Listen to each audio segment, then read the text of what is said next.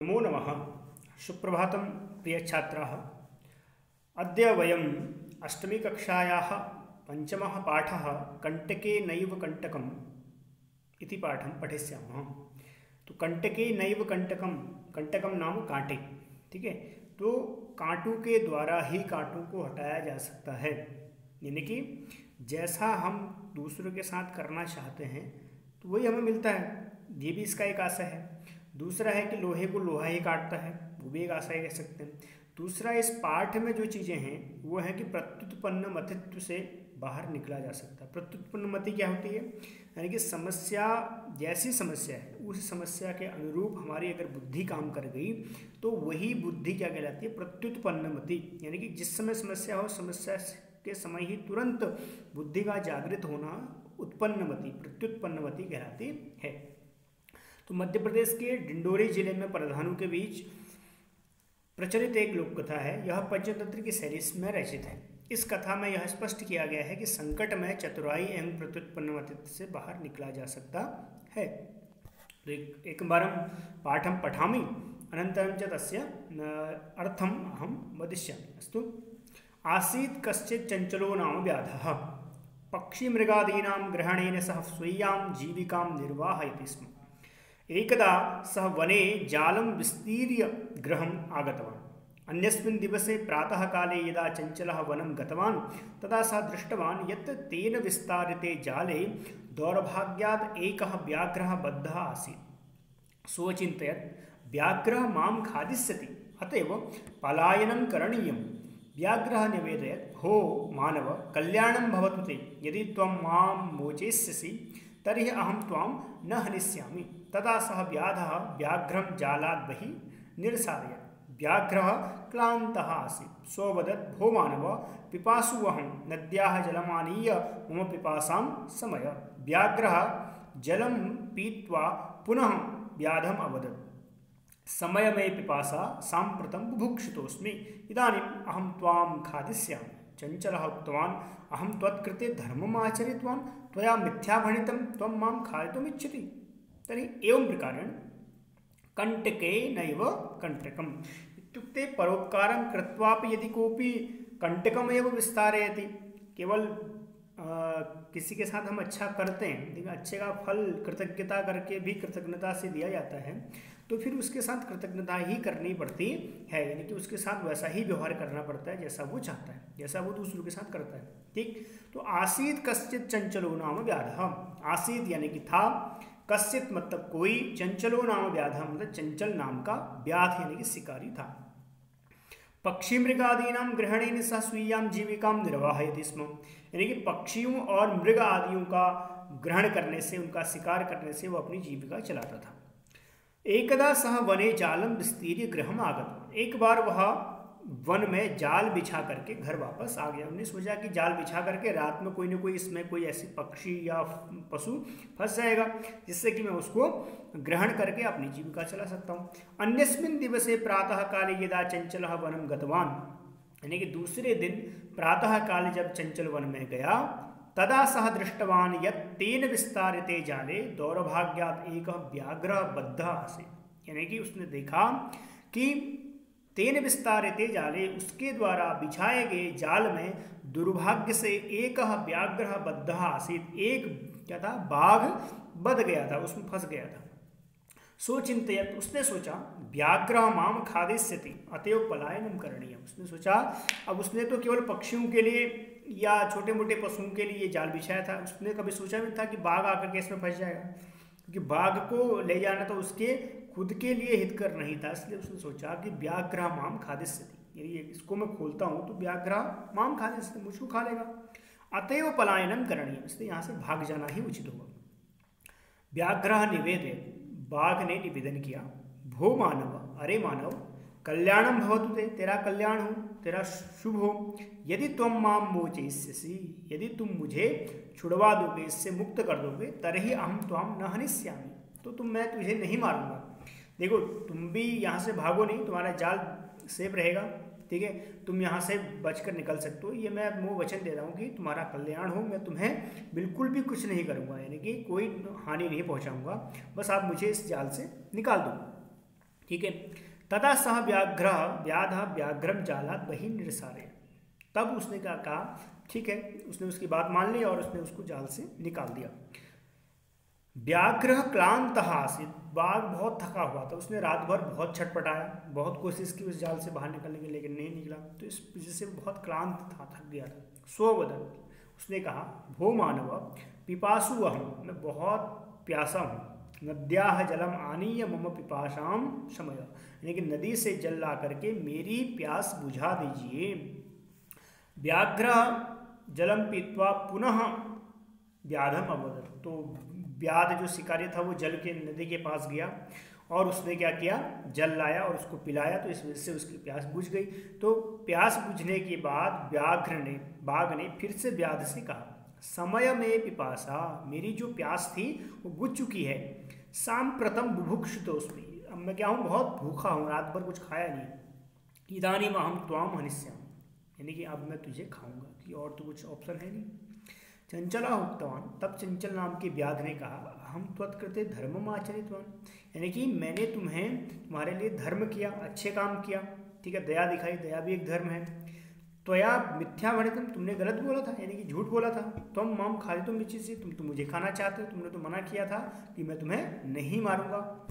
व्याघ्र अवदत्, तब बाघ ने कहा, अरे मूर्ख, क्षुधार्ताय किमपि अकार्यम न भवति, उसने कहा कि जब भूख लगती है ना, तब उसके लिए कोई भी किया गया कार्य गलत नहीं होता है। अकार्यम मतलब न करणीय इति नहीं होता है, ठीक है, नहीं करने योग्य कोई भी कार्य नहीं होता है। सर्वः स्वार्थम समीहते, तो उसने के वाक्य कहा कि सब कुछ स्वार्थ से ही है, इस संसार में जो कुछ भी है, हम जितना भी कुछ कर रहे हैं, चाहे उसमें प्रत्यक्ष स्वार्थ है, अप्रत्यक्ष स्वार्थ है या निस्वार्थ है, निस्वार्थ तो कुछ हो ही नहीं सकता, ठीक है, सकारात्मक स्वार्थ और नकारात्मक स्वार्थ, कहीं ना कहीं स्वार्थ उसमें है, ये बात उसने कही। तो मेरे को भी बाहर निकालने में मेरा स्वार्थ था, क्योंकि तुम मेरे को तब तक नहीं निकालते अगर मैं ये बात नहीं कहता कि मैं तुम्हें नहीं मारूंगा, ठीक है। तो चंचला नदी जलम अपृच्छ, चंचल ने नदी के जल के पास जाकर के कहा कि नदी जलम, सारी बात कही कि मैं रात को एक जाल बिछाया था, उसमें गलती से बाघ फंस गया, मैं वापस जा रहा था, बाघ ने मेरे से निवेदन किया कि मुझे इससे निकाल दो, मैं तुम्हें नहीं मारूंगा, लेकिन अब वो मुझे मारना चाह रहे हैं। तो ये सारी जब बात कही तो नदी जलम अवदत, नदी जल ने अपनी बात कही, क्या कहा, एवमेव भवति, ठीक है। और उसने कहा, बाघ ने कि सर्वम स्वार्थम समीहते, सब कुछ स्वार्थ से होता है। तो तब नदी जल ने कहा कि एवमेव भवति, ऐसा ही होता है। क्यों, जनाः मयि स्नानम कुर्वन्ति, लोग मुझ में आकर के स्नान करते हैं, वस्त्राणि प्रक्षालयन्ति, यानी कि हाथ पैर धोते हैं, वस्त्र धोते हैं, तथा च मलमूत्रादिकम विसर्ज्य निवर्तन्ते, और तो और मलमूत्र इत्यादि भी त्याग ही कर देते हैं। वस्तुतः सर्वः स्वार्थम समीहते, यानी कि उनको मेरी चिंता नहीं है, मुझे नदी जल की चिंता नहीं है, कि उनको ये भी चिंता नहीं है कि कल के दिन यही नदी जल हमारे पीने योग्य होगा कि नहीं होगा, ठीक है। वो केवल स्वार्थ के लिए, अपने स्वार्थ की सिद्धि के लिए इसमें स्नान करते हैं, ठीक है, वस्त्र प्रक्षालन करते हैं, मलमूत्र भी यहीं छोड़ देते हैं, इसलिए सर्वम स्वार्थम सर्वः स्वार्थम समीहते, ये बात इसने भी कही।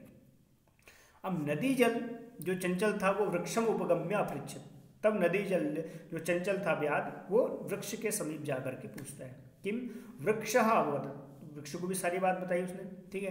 तो वृक्षः अवदत्, मानवाः अस्माकं छायायां विरमन्ते, ये जो मनुष्य हैं ये सभी क्या करते हैं, हमारी छाया में बैठते हैं, विराम करते हैं, विश्राम करते हैं। अस्माकं फलानि च खादन्ति, और हमारे फल भी खाते हैं। पुनः कुठारैः प्रहृत्य अस्मभ्यं सर्वदा कष्टम ददति, लेकिन देखो ना उसके बदले में क्या देते हैं, उसके बदले में कुठारैः यानी कि कुल्हाड़ी से प्रहृत्य मार करके, काट करके, अस्मभ्यं सर्वदा कष्टम ददति, यानी कि हमेशा हमें कष्ट देते हैं। केवल यही नहीं, अब सूखे हो जाए तब तो काटना एक बात की बात है, हम हरे वृक्ष हैं तब भी अपने स्वार्थ के लिए क्या करते हैं, हमें काट दिया जाता है, नष्ट कर दिया जाता है, हमारे दुख को कोई नहीं सहन करता, कोई समझता ही नहीं। यत्र कुत्रापि छेदनम कुर्वन्ति, यहाँ कहाँ से भी काट के फेंक देते हैं। अतः सर्व स्वार्थम समीहते, इसलिए क्या है, सब कुछ स्वार्थ से ही निश्चित है, ठीक है, इसमें कोई बहुत बड़ी बात नहीं है।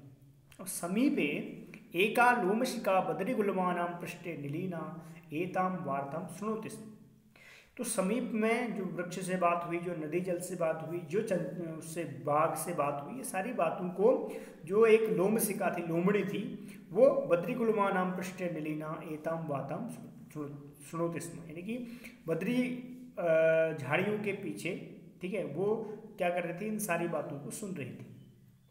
सा सहसा चंचलम उपसृत्य कथे, वही लोमशिका अचानक से चंचल के समीप आकर के कहती है, का वार्ता मामपि विज्ञापया, यानी कि कौन सी बात हो गई है, मुझे भी तो समझाओ। सह अवदत्, तब व्याध ने कहा चंचल ने, अहह मातृश्वशः अवसरे तुम समागत, यानी बहुत अच्छी बात है, हे मातृश्वशा, मौसी के नाम से संबोधन किया उसको, कि अवसरे तुम समागतवती, क्योंकि तुम बहुत बुद्धिमती हो, लोग तुम्हें बहुत मानते हैं, तुम्हारी चतुराई को, ठीक है, तो अवसरे तुम समागतवती, बहुत अच्छे समय पर तुम आई हो। मया अस्य व्याघ्रस्य प्राणाः रक्षिताः, मेरे द्वारा इस बाघ के प्राण रक्षित किए गए, जाल से बाहर निकाला। परम ऐसा मामेव खादितुम इच्छति, परंतु यह तो मुझे ही खाना चाहता है। तदंतरम सह लोमशिकायै निखिलाम कथाम निवेदयत्, उसने फिर लोमशिका को पूरे विस्तार से अपनी जो बात थी वो पूरी बात बताई। तो लोमशिका चंचलम अकथयत्, लोमशिका ने चंचल से कहा, क्या कहा कि बाढ़ तुम जालम प्रसारयत्, ठीक है, अच्छी बात है, कोई बात नहीं, जो भी हो गया हो गया। अब इस समय एक काम करो कि फिर से जाल बिछाओ।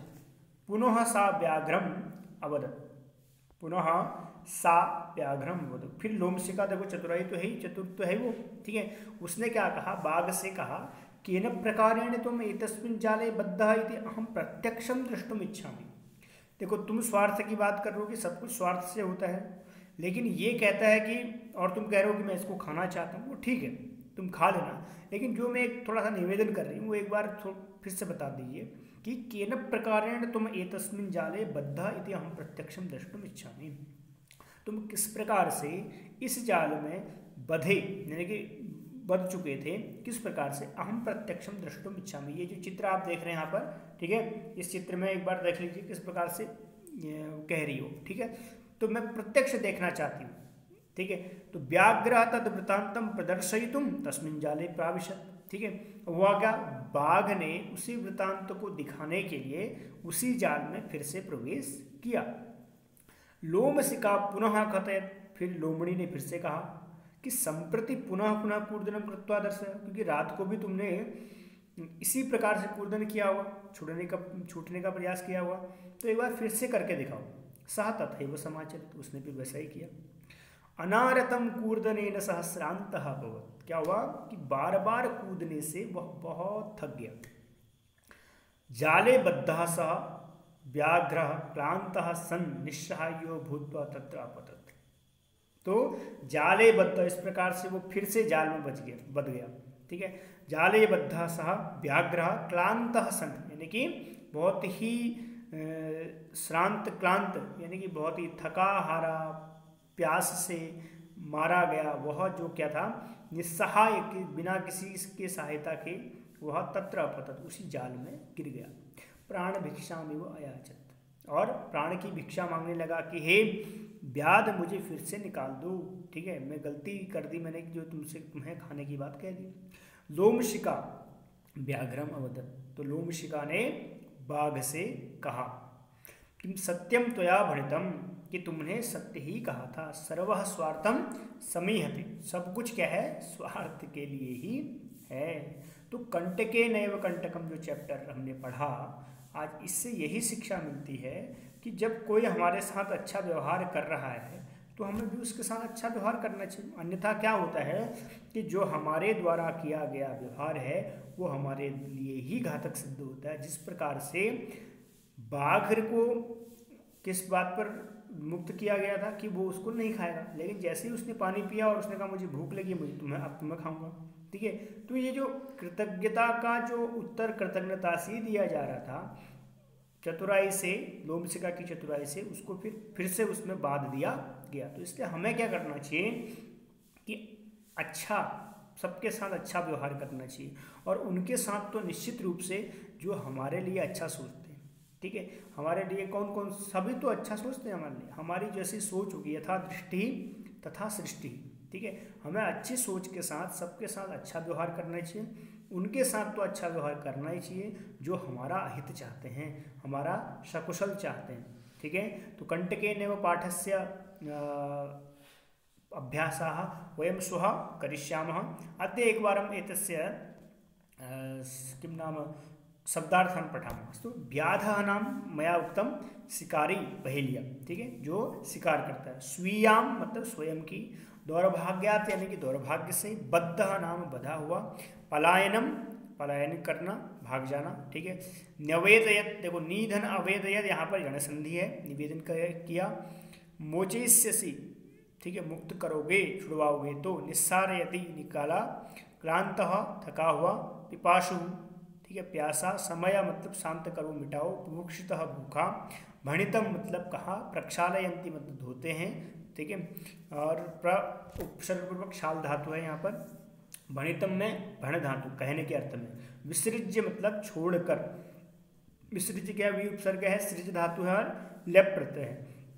इस प्रकार से कर के अर्थ में विसृज्य का प्रयोग हुआ। निवर्तनते चले जाते हैं। उपगम्य, गम धातु उप उपसर्ग पूर्वक ये प्रत्यय है, ठीक है। उपगम्य मतलब पास जा करके। तो इस प्रकार इसके जो सारे क्या हैं शब्दार्थ, आप इनको पढ़ लीजिएगा एक बार। तो कल फिर हम इनके अभ्यास भी पढ़ेंगे। लेकिन मेरा भी निवेदन है आप लोगों से कि ये टास्क भी है आपके लिए कि एक पदेन पूर्ण वाक्येन, और अधो तीसरा प्रश्न हो गया।